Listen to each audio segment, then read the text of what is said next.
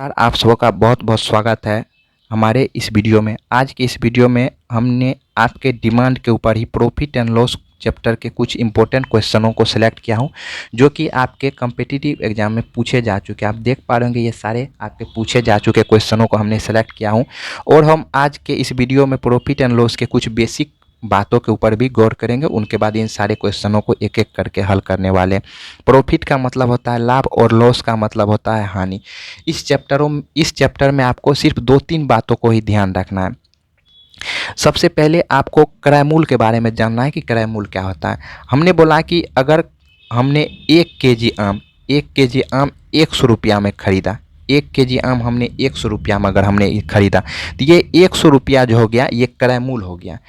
और हमने बोला कि हमने उस आम को खरीद कर 120 रुपया में हमने उसे बेच दिया, 120 रुपया में बेच दिया, तो ये 120 रुपया जो हो गया वो हमारा क्या हो गया, विक्रय मूल्य हो गया। और उनके बाद बात आएगी लाभ के ऊपर। चूँकि हमने 100 रुपया में खरीदा और 120 रुपया में बेच दिए, तो यहाँ बात हो गई कि हमें लाभ हो गया। क्यों? क्योंकि विक्रय मूल्य ज़्यादा है क्रय मूल्य से।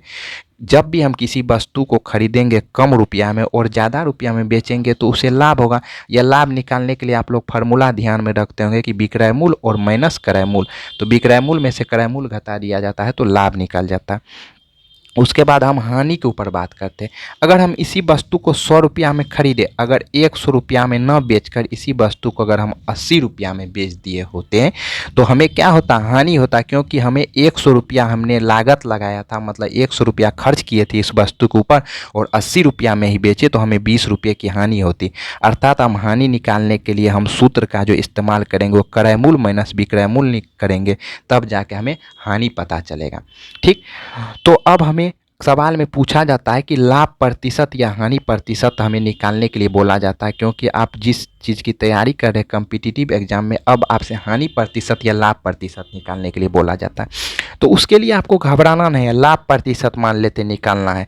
तो लाभ प्रतिशत निकालने के लिए सबसे पहले लाभ को लेंगे। अब एक बात बताइए, लाभ हो या हानि हो वो किसके ऊपर डिपेंड करता है? वो क्रय मूल्य के ऊपर डिपेंड करता है। क्योंकि आपने 100 रुपये की चीज़ को खरीदा है, आप कितने रुपये में बेचे? 120 रुपये में बेचे, तो अर्थात 100 रुपये की चीज़ को अगर 120 रुपये में बेचे तो 20 रुपये का लाभ हो रहा है। तो अर्थात ये 20 रुपये का जो लाभ हो रहा है वो क्रय मूल्य के ऊपर लाभ हो रहा है। तो अर्थात हम इसकी तुलना क्रय मूल्य से करेंगे और लाभ परसेंटेज निकालने के लिए 100% से गुना कर देंगे।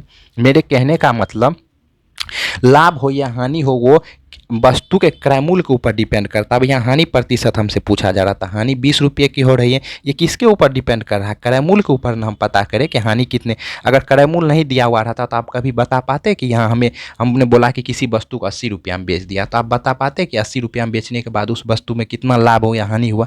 तो क्रय मूल्य जब तक नहीं रहेगा, या क्रय मूल्य के ऊपर डिपेंड करता है लाभ हो रहा है या हानि हो रहा है।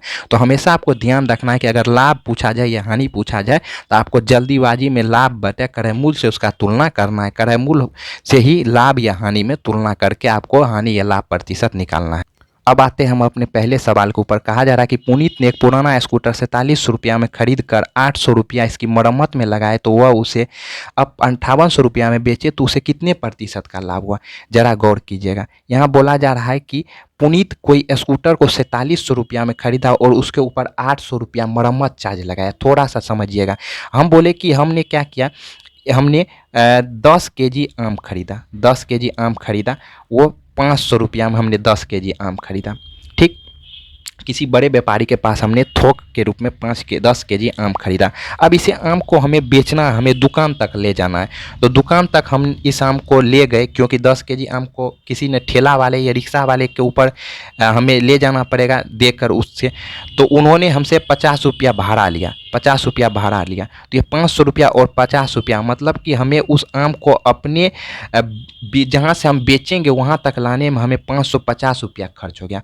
तो अर्थात इस आम का जो टोटल क्रय मूल्य जो हो गया वो 550 रुपया हो गया ना। चूँकि हम जो है इसे 500 में खरीदे थे, लेकिन हमको यहाँ तक लाने में 50 रुपया और खर्च हो गया, तो हम आम का जो टोटल क्रय मूल्य हो गया वो 550 रुपया हो गया। कुछ उसी प्रकार से ये सवाल में भी कहा जा रहा है कि उन्होंने क्या किया था, उस आम को, सॉरी आम नहीं, यहाँ कहा जा रहा है कि स्कूटर को 4700 रुपया में खरीदा था और उस पर 800 रुपया मरम्मत चार्ज लगाया। तो 800 रुपया जो मरम्मत लगाया तो ये टोटल इस स्कूटर के क्रय मूल्य में ही जुड़ जाएगा। तो ये हमारा हो गया 5500 रुपया उस स्कूटर का कुल क्रय मूल्य हो गया। अब इसे कहा जा रहा है कि उन्होंने 5800 रुपया में इसे बेच दिया।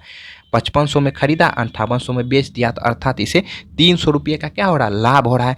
तो हमें यहाँ पूछा जा रहा है कि लाभ प्रतिशत, बोला जा रहा है कि लाभ प्रतिशत बताइए। लाभ प्रतिशत निकालने के लिए हमने अभी तुरंत आपको बताया लाभ बटे क्रय मूल्य। लाभ जब भी होगा लाभ या हानि तो वो क्रय मूल्य के ऊपर डिपेंड करता है। तो हमारा क्रय मूल्य क्या है, 5500 है, तो 5500 और प्रतिशत निकालने के लिए 100% से गुना करते हैं। ये 0000 कट गया, चलिए इससे काट लेते हैं। 11 से 5 से काटेंगे तो 5 से काटेंगे तो ये हमारा हो गया क्या, 11 बार में, और इसे 5 से काटेंगे तो 5 6 के 30, 0 हो गया, 60 हो गया। अब इसे पूर्णांक के रूप में निकाल लेते हैं। तो 11 × 5 = 55 और 5.5/11% जो कि आपका बी नंबर में है। ऑप्शन बिल्कुल सही है, बिल्कुल राइट। आप इस प्रकार से बना सकते हैं। अगला सवाल भी आप देख पा रहे होंगे कि एसएससी परीक्षा 2003 में पूछे गए क्वेश्चन है। कहा जा रहा है कि एक दुकानदार 70 किलोग्राम आलू 420 रुपया में खरीद कर 6.50 रुपया प्रति किलो, मतलब 6.5 रुपया प्रति किलोग्राम की दर से बेच दिया, तो उसका लाभ प्रतिशत बोला जा रहा है कि निकालने के लिए कितना उसे लाभ हुआ। तो यहाँ सबसे पहले हमें कहा जा रहा है कि 70 किलोग्राम आलू 420 रुपया में खरीदा, मतलब हमारा क्रय मूल्य जो हो गया वो 420 रुपया हो गया। उसके बाद विक्रय मूल्य हमें निकालने बोला जा रहा है। तो विक्रय मूल्य में यहाँ क्या लोचा लगा दिया गया है कि 6 रुपया प्रति किलोग्राम की दर से बेचा, और उन्होंने किया कितना था, 70 किलोग्राम आलू खरीदा, तो बेचेगा कितना, 70 ही बेचेगा। तो 70 ही बेचेगा, तो ये 70 गुना 6 रुपया 50 पैसा प्रति किलोग्राम की दर से बेचा। तो 70 को 6 से गुना करेंगे तो 420 हो गया, और 50 पैसे से अगर 70 में गुना करेंगे तो ये 35 हो गया। दोनों को जोड़ेंगे तो ये हमारा हो गया 455। अर्थात 420 में खरीदा और 455 में बेचा, तो अर्थात इसे क्या हो रहा, लाभ हो रहा। वो कितने का लाभ हो रहा, आप लोग बता पाएंगे, 35 रुपया का लाभ हो रहा है। कैसे निकाले, 455 में से हमने 420 को घटा दिया, तो यहाँ से पता चल गया कि 35 रुपये का लाभ हो रहा है। तो हमने बोला कि लाभ प्रतिशत बोला जा रहा है निकालने, तो लाभ को क्या करेंगे, ऊपर रखेंगे, और जब भी लाभ प्रतिशत या हानि प्रतिशत निकालने कहेंगे तो हमेशा तुलना किससे करेंगे, नीचे में क्रय मूल्य से करेंगे। तो क्रय मूल्य 420 है, 0 से 0 कटा लेंगे, 7 6 के 42, 7 5 35, और 6 से 3 बार में, और 6 से 5 बार में, सॉरी 2 से 5 बार में, तो ये हमारा हो गया 25/3। ये 25/3% हो गया। लेकिन पूर्णांक में नहीं का हमारा आंसर दिया गया, इसलिए पूर्णांक में बदल लेंगे, 8 × 24 और 1.1/3%, जो कि आपका सी नंबर ऑप्शन बिल्कुल सही है। नेक्स्ट अगला सवाल जो हमने 3 नंबर का जो क्वेश्चन सेलेक्ट किया वो इतना इंपॉर्टेंट क्वेश्चन है, बहुत इंपॉर्टेंट क्वेश्चन है। ये एमबीए परीक्षा 2005 में पूछा गया क्वेश्चन है, काफ़ी इंपॉर्टेंट क्वेश्चन है, जरा गौर कीजिएगा। कहा जा रहा है कि किसी वस्तु को 425 रुपया में बेचने पर उतना ही लाभ होता है, 425 में बेचने पर उतना ही लाभ होता है जितना कि 355 में बेचने पर उसे हानि होता है। इस वस्तु का क्रय मूल्य क्या होगा, मतलब कि वो वस्तु को कितने में खरीदा था कि इतना में बेचने पर उसे उतना ही लाभ होता है जितना कि 355 में बेचने पर हानि होता है। सबसे पहले इन सब टाइप के सवाल को देखते ही स्टूडेंट घबरा जाते हैं, लेकिन थोड़ा सा गौर कीजिएगा, जैसे जैसे सवाल कहा जा रहा है वैसे वैसे ही हम इसमें कैलकुलेशन करेंगे और काफ़ी आसानी से आप बना लीजिएगा। तो क्रय मूल्य हमें नहीं दिया गया, तो हम यहाँ तत्काल के लिए क्रय मूल्य को x मान लेते, क्योंकि हमें क्रय मूल्य पूछा गया और दिया नहीं गया है। तो एक बात बताइए, यहाँ बोला जा रहा है कि 425 रुपया में बेचने पर उसे उतना ही लाभ होता है, मतलब 425 में बेचा तो उसे क्या हुआ, लाभ हुआ। तो लाभ कब निकलता है, जब हम विक्रय मूल्य में से क्रय मूल्य को घटा देते हैं तो हमें लाभ प्राप्त हो जाता है। तो हमने क्रय मूल्य में से विक्रय मूल्य में से क्रय मूल्य को घटा दिए, तो ये लाभ हो गया।